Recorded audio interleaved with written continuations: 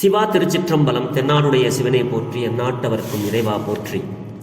நமச்சிவாய வாழ்க, நாதன் தாள் வாழ்க, இமைப்பொழுதும் எண்ணெஞ்சில் நீங்காதான் தாள் வாழ்க. ஈர்த்தென்னை ஆட்கொண்ட எந்தை பெருமான் நம் பெருமான் சிவபெருமான் திருவடிகளை மனம் மொழி மெய்களாலே வணங்கி எம்பெருமக்கள் நாயன்மார்களுடைய திருவடி தாமரைகளை இதய கமலத்தில் வைத்து போற்றிக் கொண்டு எனது அருட்குருநாதர் திருமுறை பன்னிசை மாமணி வே சுந்தரமூர்த்தி தேசிகரையாவுடைய திருவடிகளை நீல நினைந்து திருமுறை சென்னறிக்குள் என்னை ஆற்றுப்படுத்திய சிங்கப்பூர் வாழ் திருஞான சம்பந்த பெருமான் சிவனடியார் திருக்கூட்டத்தின் மெய்யன்பர்களது திருவடிகளை வணங்கிக் கொண்டு மற்றும் அடியார் பெருமக்களது திருவடிகளை வணங்கிக் கொண்டு பெரும் பற்ற புலியூரானை பேசாத நாள் எல்லாம் பிறவாத நாளே என்ற அருள் சிந்தனையில் இன்றைய தினம் நாம் சிந்திக்க இருப்பது அருள் தரும் நம்பி ஆரூரர் பொன்னார் திருவடிகள் போற்றி போற்றி. சுந்தரமூர்த்தி சுவாமிகள் அவருடைய 7வது தமிழ் வேதத்தில் 78வது திருப்பதிகம் திரு கேதாரம் என்றும் தளத்திலே அருளிய பாடலை பற்றி நாம் சிந்தித்துக் கொண்டு வருகிறோம். அன்பர் பெருமக்களே, நேற்றைய தினம் நான் இந்த கேதாரத்தோடு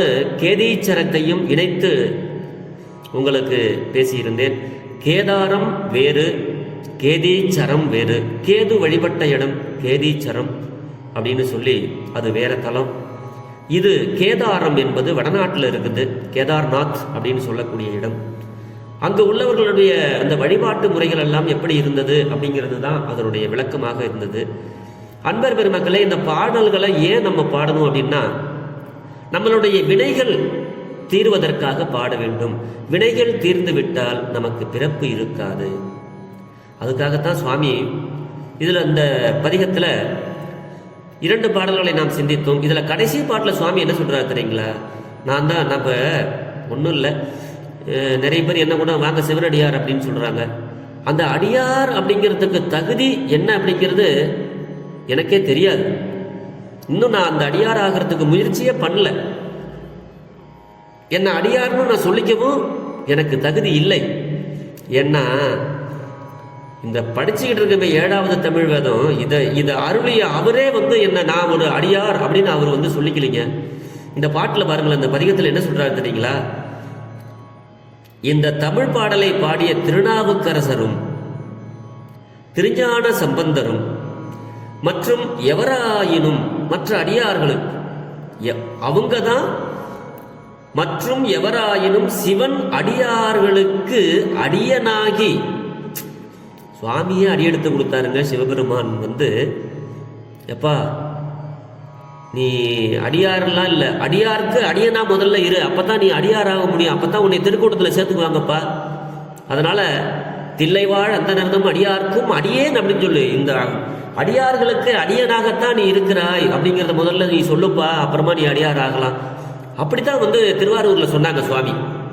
அந்த கருத்தை இங்க சிவபெருமான் சொன்னாரு அங்க, அதாவது இங்க இவர் சொல்றாரு. இந்த பாடல்ல இந்த தமிழ் பாடல்கள் பாடிய திருநாவுக்கரசரும் திருஞான சம்பந்தரும் மற்றும் எவராயினும் சிவனடியார்களுக்கு அடியனாகிய அவர்களுக்கு அடித்தொண்டு செய்பவனாகிய நம்பி ஆரூரன்கிறார். இதை விட நம்ம என்ன சொல்றது, இவ்வளோ ஒரு உயர்ந்த ஒரு அவருடைய சிவபெருமானே நம்பி ஆரூரரா அவதாரம் எடுத்து வந்ததா நம்ம படிக்கிறோம். அப்படிப்பட்ட அவரு சொல்றாரு,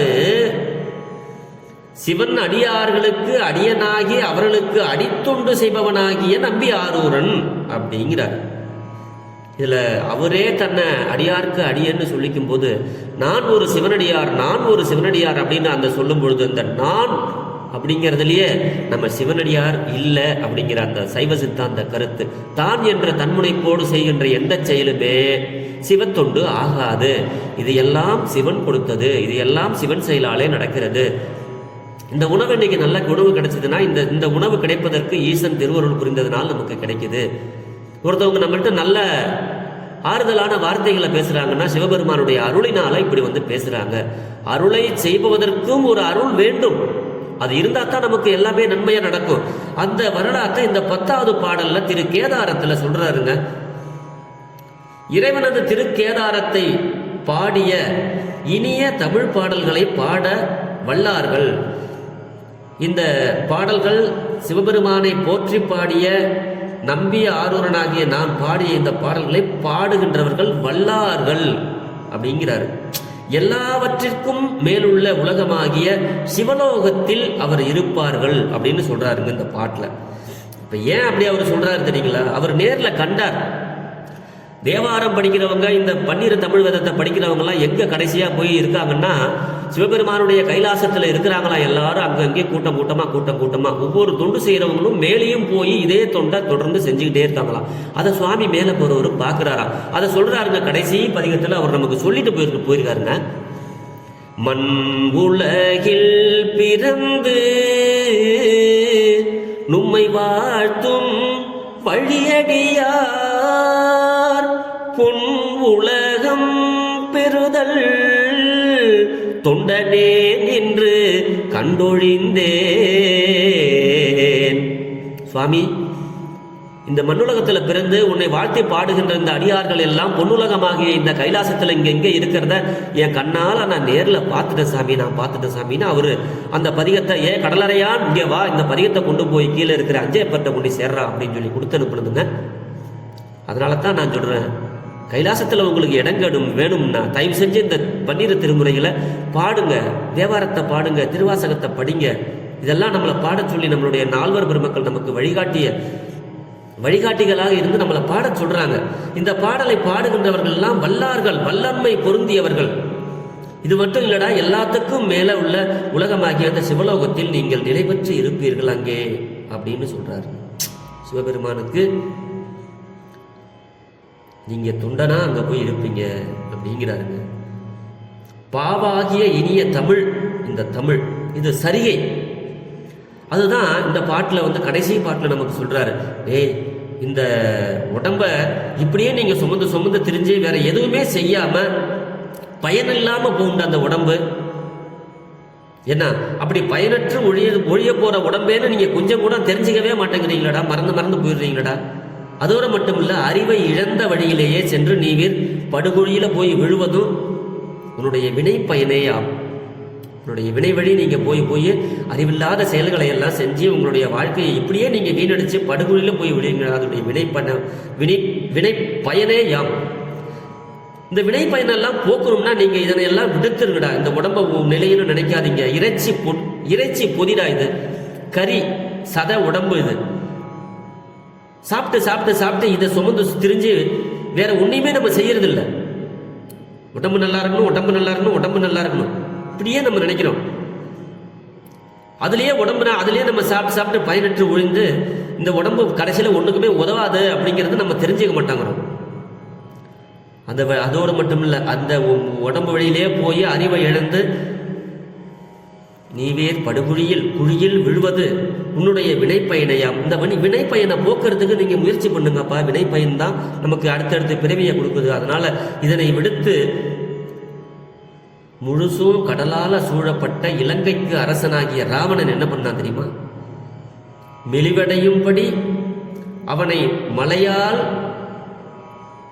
முன்பு நெருக்கி பின்பு நன்னிலையை பெறச் செய்து தன் அம்மலை மேல் இனிதே இருந்தவனாகிய சிவபெருமானது இடம் திரு கேதாரம். அதனை துதிமீன்கள் கேதார்நாத் அப்படின்னு அந்த கேதாரத்தில் இருக்கிற அந்த சுவாமியை நீங்க துதிங்கப்பா. இந்த ராவணன் போய் என்ன பண்ணா, மலையை பிடிச்சி தூக்குனான் கைலாசத்தை. அப்படி லேசா அந்த மலையாலேயே ஒரு அமுக்குனாரு. அமுக்கிட்டு கடைசியா, சாமி நான் பண்ணினது தப்பு, நான் தெரியாம பண்ணிட்டேன் அப்படின்னு மன்னிப்பு கேட்டான். சரி போடா, பொழைச்சிட்டு போடான்னு சொல்லி அவனுக்கு ஒரு நல்ல வாழ்க்கை கொடுத்தாரு. இந்த மலை மேல இனிதே இருந்து அவன் அனைவருக்கும் அருள் செய்யக்கூடிய பெருமான். அதுதான் இந்த 9வது பாட்டுல நமக்கு சொல்றாருங்க. பொதியே சுமந்துழல் வீர் பொதி அவமாவது அறியீர் மதிமாந்திய வழியே சென்று குழி வீழ்வதும் வினையால் கதிசூழ்கடல் இலங்கை கிரை மலங்கம் வரை அடர்த்து கொதியேறுசை இருந்தானிடம் கேதாரம் நீரே. திரு கேதாரம் அப்படின்னாவது நீங்க சொல்லுங்கப்பா, அப்படின்னாவது சொல்லுங்க. இவர்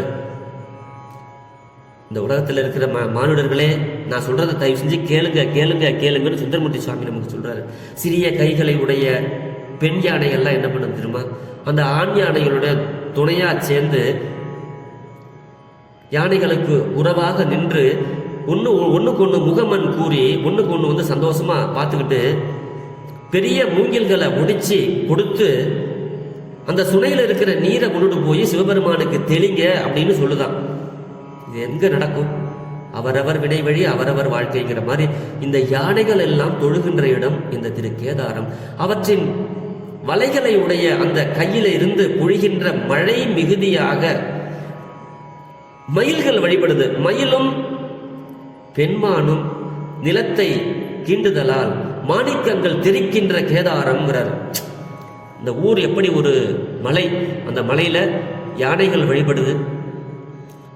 கொண்டுட்டு போய் தெளிக்கிற தண்ணியானது அந்த நிலங்களில் பட்டு இந்த மானும் இந்த மயிலும் அப்படி அழகா குதிச்சு ஓடுதான் ஆடுதான். அப்படி ஆடுகின்ற பொழுது அந்த நிலத்தில் இருக்கிற மாணிக்கங்களை எல்லாம் தெரிக்குதான். அப்படிப்பட்ட இயற்கை வளங்கள் நிறைந்த இந்த ஊர்ரா இதுவெல்லாம் போய் வழிபடுதுங்க. நீங்க ஏன்டா இப்படி இருக்கீங்க அப்படின்னு சுவாமி வந்து நமக்கு சொல்றாருங்க. 7வது பாட்டில் சொல்றாரு, பண்ணாகிய தமிழ் பாடலினது இசையை பாடும் இடத்து. இந்த கேதாரத்தில் இருக்கிறவங்க எல்லாம் தமிழ் பாடல்களை பண்ணோடு பாடக்கூடியவர்களாம். பாடும் இடத்து அதற்கிடையே பழையதாகிய வேயங்குழலும் மத்தளமும் ஒளித்தலினாலும் கண்ணுக்கு இனிதாகிய ஒளியை உடைய பொன்வண்ணமான சுனைகள் வைரங்களை அலைகளால் எடுத்து வீசுதலில் நிலத்தில் நிற்கின்ற மத யானைகள் மாணிக்கங்களை வாரி இறைத்தலினும் கின் என்ற ஓசையை இடையராது ஒலிக்கின்ற திரு கேதாரம் என்று சொல்மின்களே. பாடல்ல வந்து அங்க ஓடுற அந்த நதியில பொன்வண்ணமான சுனைகள் அப்படியே பொன்னிறமா வருதான். அந்த அலைகள் எல்லாம் வைரங்கள் அப்படியே மிதந்துகிட்டு வருதான். அதை வந்து அங்க இருக்கிற யானைகள் எடுத்து வீசுதான். சிவசிவா சுவாமி மேல தண்ணீர அந்த மாணிக்கங்கள் எல்லாம் அதுல வருதான். அந்த நிலத்தில் நிற்கின்ற மத யானைகள் மாணிக்கங்களை வாரி இறைத்தலின் எப்படியெல்லாம் இந்த பண்ணின் தமிழ் இசைப்பாடலின் பழவே முழவதிர அந்த ஊர்ல எப்படி இந்த பாடலுக்கு ஏத்த மாதிரி உழவுகள் ஒலிக்கப்படுகின்றது. வேய்குழல் அப்படின்னா அந்த சுவாமிக்கு ஊதக்கூடிய அந்த கைலை வாத்திய கருவிகள் எப்பொழுதுமே அங்க வாசிச்சுக்கிட்டே இருப்பாங்களாம். அப்படிப்பட்ட ஊர் இந்த கேதாரம் அப்படின்னு சொல்லி நமக்கு நிறைய சுவாமி இந்த பாட்டில் வந்து சொல்றாங்க. உங்களுக்கெல்லாம் வந்து ஒன்று சொல்றேன், நீங்க கேட்டுங்க. அந்த உலகத்தில் இருக்கிறவங்களே தேவக்கோட்டங்கள் தவச்சாலைகளாக நின்று பயன் தருவது. தேவக்கோட்டங்கள்னா அங்கங்க இருக்கிற அந்த நீர் தீர்த்தங்கள். மக்கள் என்ன பண்ணணும், அந்த தீர்த்தங்கள் எல்லாம் போய் அந்த இடங்கள் எல்லாம் அடைந்தாலன்றோ இதனை மனத்துள் கொள்மின்கள் போய் சென்றாடு தீர்த்தங்கள் ஆனார்தாமே. நம்ம அங்கங்கேயும் போய் அங்கங்க இருக்கிற புண்ணிய தீர்த்தத்துல நம்ம தலைமுழுகணும் அப்படிங்கிறத இந்த சுவாமி இந்த பாட்டில் நமக்கும் சொல்றாருங்க. தெற்கென்னும் திசை கிடைக்க கோதாவரி குமரி என்னும் தீர்த்தங்களில் வடக்கென்னும் திசை கிடைக்க அழகிய குருக்கேதாரத்தில் உள்ள தீர்த்தத்திலும் சென்று மூழ்குமின்கள். அவ்வாறு தெற்கில் சீர்பதம் தெற்கில் இருக்கு, வடக்கில் அப்படி இந்த இதெல்லாம் போய் நீங்க வந்து அந்த பருவதமலை கேதார்நாத் இங்க இருக்கிற நீர்நிலைகள் எல்லாம் போய் நீங்க போய் தலைமுழுங்கப்பா தீர்த்தங்கள். அதுதான் சுவாமி இந்த பாட்டில் சொல்றாரு. இந்த ஊர் எப்படிப்பட்ட ஊர் தெரியுமா? வடக்கில் கிளிகள், அங்க நிறைய இயற்கை வளங்கள் சூழ்ந்திருக்கின்ற அந்த இயற்கையை காட்டுக்குள்ள பழத்தை கிளிகள் எல்லாம் கீறி உண்ணுகின்ற திரு கேதாரத்தை சென்று வணங்கி துரிமின்கள் அப்படிங்கிறார் சுவாமி. ஒவ்வொரு தீர்த்தங்களிலும் மூழ்குதல் நமக்கு நன்மையை தரும் அப்படிங்கிறாரு சுவாமியை. சிவபெருமான வழிபட்டு அங்க போய் நீங்க தலங்களை வணங்குதல் வேண்டும் அப்படின்னு அருளுகிறார். சென்றாடு தீர்த்தங்கள் ஆனார்தாமேன்னு நாவுக்கரசு சுவாமிகள் சொல்றாரு. அங்கங்கே சிவமாகி நின்றார்தாமே அப்படின்னு சொல்றார். அப்படி அவர் சுவாமி எங்கெல்லாம் உறைந்திருக்கிறாரோ அங்கெல்லாம் நம்ம போய் வழிபாடு செய்யணும், அவரை வணங்கணும் அப்படின்னு சொல்லி இந்த பாட்டில் நமக்கு அருளை வழங்குகிறார்.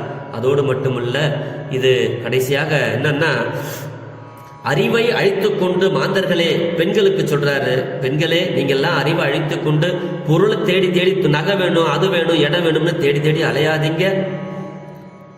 அதோடு மட்டும் இல்ல, உழக்கரிசியை இட்டு உண்ணுதல் ஒன்றையே செய்துவிட்டு எஞ்சியவற்றை தொகுத்து வைத்த பின் இழந்து போவாரும் சிலர். தான் சாப்பிட்டு மற்றவங்களுக்கெல்லாம் கொடுக்காம தான் சாப்பிட்டதை மட்டும்